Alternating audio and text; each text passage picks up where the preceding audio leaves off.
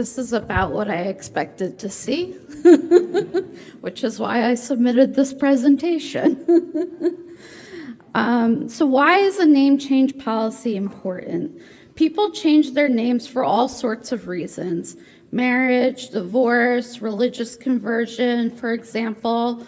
But our transgender, non-binary, and gender diverse authors face unique challenges and risk when attempting to change their name. In order to reduce harm during this process, it is important to have a policy in place.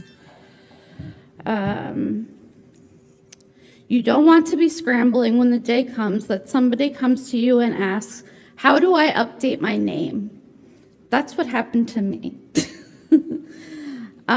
So there's 5 guiding principles and best practices, and these come from the Committee on Publication Ethics guest article, A Vision for a More Trans-Inclusive Publishing World. While this is through the lens of trans inclusion, these policies would benefit everyone. The 5 guiding principles set a high standard for the publishing world, one which prioritizes the privacy, security, and safety of some of its most vulnerable contributors. Some of these suggestions may be more theoretical at the moment as they are difficult to implement, but the authors of the article believe there is a critical and practical value in clearly articulating their values and ideals for a more just and inclusive publishing environment. So the first one is accessibility. Name changes should be available to authors upon request without legal documentation, unnecessary barriers, burdens, or labor placed upon the author making the request. In other words, you should not be asking for proof of a name change. You should not be asking for any documentation. It's not necessary.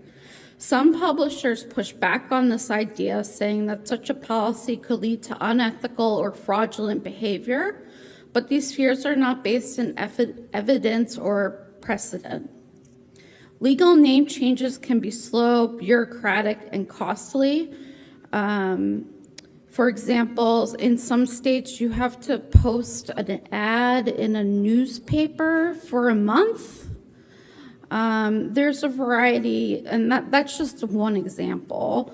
They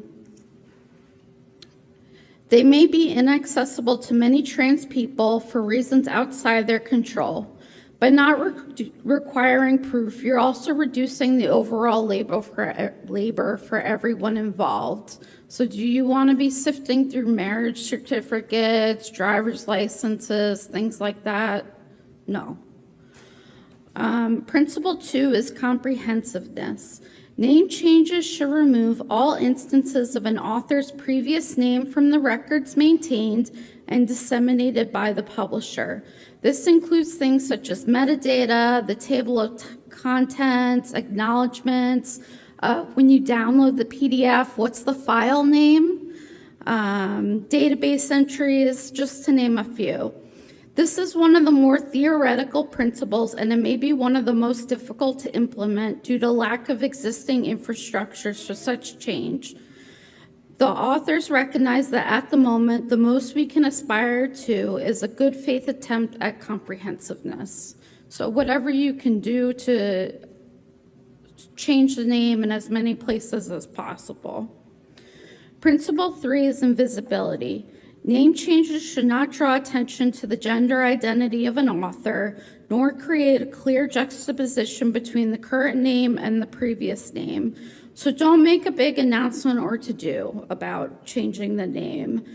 Again, the authors recognize this is a place where new infrastructure is needed, as current publishing and dissemination systems are not designed to push discrete updates of names to third parties. Principle 4 is expediency and simplicity. Name changes should be implemented in a timely manner and with a minimum of bureaucratic overhead. If you have a policy in place, this becomes very easy. The longer an incorrect name persists, the larger the potential burden to correct that name. You should act swiftly once you are alerted to the change. There should be a clear and centralized path to changing an author's name. So you should have a policy clearly on your website or your author FAQs. Half measures can cause more harm than no change at all. It is important to note that even the best intentioned policies are inadequate if they are not resourced properly. It is not enough to adopt a policy if you aren't going to implement it and follow through. This would make even the most inclusive name change policy little more than performative allyship. And finally, number 5 is recurrence and maintenance. Publishers should regularly audit and correct new instances of changed names in order to prevent ongoing dissemination of incorrect information. We take this challenge as a starting place for rethinking how academic publishing can take the lead on implementing and adopting new systems of identity infrastructure. These may sound like lofty goals and impossible tasks, but the authors point out about how the shift from print to digital happened in only a few decades. It's come up a few times during the conference, this idea of, it's hard with like journals abbreviate names in different ways. We may Latinize names in different ways. So systems like ORCID demonstrate the value of unique, unchanging author identifiers that are distinct from author names. So we've gone over these principles and goals, but what does this look like for you in practice? So here's a case study from National Louis University. So I was contacted in the fall, and we did not have a name change policy in place. A student needed their last name changed in their dissertation, and they also needed to update their acknowledgments page as quickly as possible. I had no idea what to do. I panicked. So the first step was to do some research. So I Googled and looked at what policies other institutions had in place. Had I not been panicking, I probably would have also contacted my rep, Sasha. She's delightful and usually can help with these things. And I also checked the Digital Commons listserv. Policies generally fell into one of 3 buckets I found. The library did the name change, the graduate school handled it, or the registrar's office handled it. Since dissertations are a record of the program, as much as I just wanted to change it and like let it live in the library, I realized I need to consult with the doctoral chairs. So we have a committee for that. And I presented them with those 3 options. And they actually decided to have the registrar involved, which turned out to be great. That way the university could have their name changed everywhere, and the university has a record of it. So this actually benefits the student in that, like, when the alumni office contacts them, they're using the correct name. And National Louis has systems in place where the previous name is hidden and all of this, so there's no need to worry. So then what's the next step? We looped in the university registrar, and I asked, what's the simplest way to go about this? I really don't want to place a burden on the students.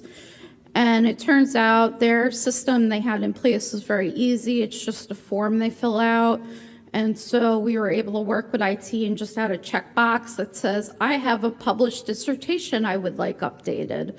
And they check the box. And then I get an email if they check that box. Sometimes they check that box when they don't have a dissertation, so that's fun too. So I'd say, if anything, most of the emails I get are from students who don't have dissertations.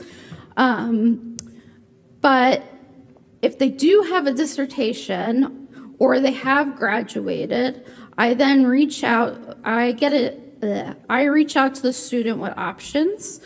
So some students who, like, if they're just getting married, sometimes they want a note in the notes field in the metadata that says that this was published under a previous name.